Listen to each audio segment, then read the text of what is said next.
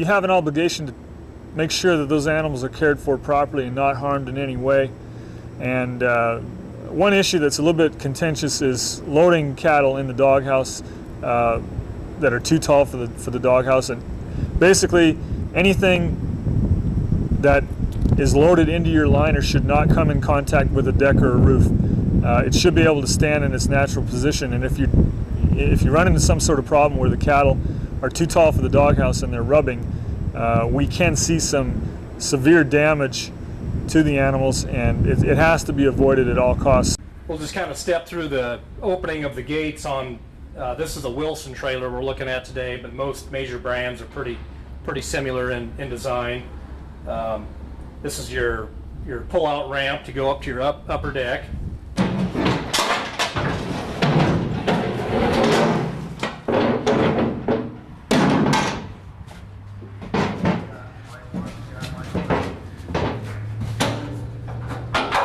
There's the door to the upper compartment, the upper deck. And again, we want to make sure that this gate gets pinned out of the way when we're loading this upper deck. If we're loading cattle,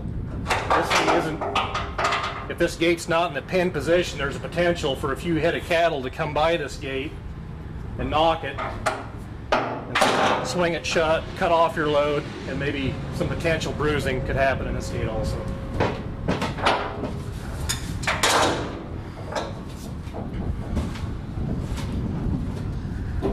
Here's an example of what not to do on these new trailers. I didn't pull out the bull bar on the side of this trailer, and this is a potential area for cattle first to balk and not want to come off the trailer, and number two, they can just plain fall off the ramp right here without this board swung out.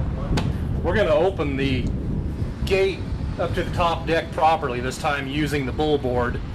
Swing it out to the side, and we'll show the optical illusion that those cattle were challenged with the first time, not wanting to step off. They should feel a little more secure and want to come off this trailer with this board swung out properly.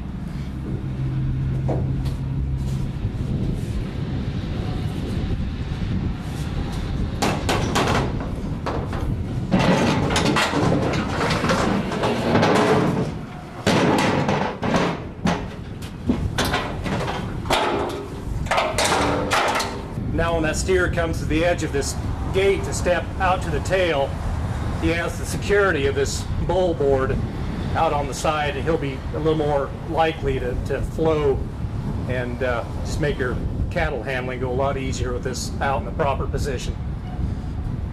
Again, here's another gate that needs to be certain that we have fastened when we're loading cattle into the belly, into the lower compartment. When we open this, we want to make sure that this gets fastened, that it doesn't come open.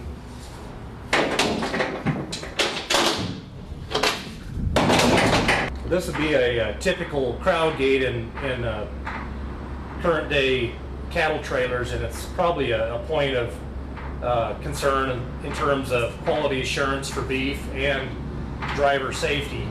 When we're loading this crowd gate with cattle, we want to be sure the last animal is passed by this gate, and to be not too aggressive with the electrical prod, there's a chance that this gate can get kicked back into your driver, and want to make sure we don't pinch that animal down in this opening, be a potential for some bruising on that animal.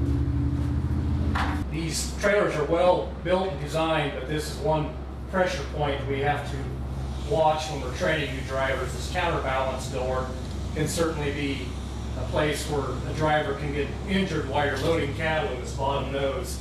If an animal would step down on this deck while they're in the process of closing this could come back up pretty rapidly, so they need to make sure they're off to the side of this counterbalance gate while they're closing it.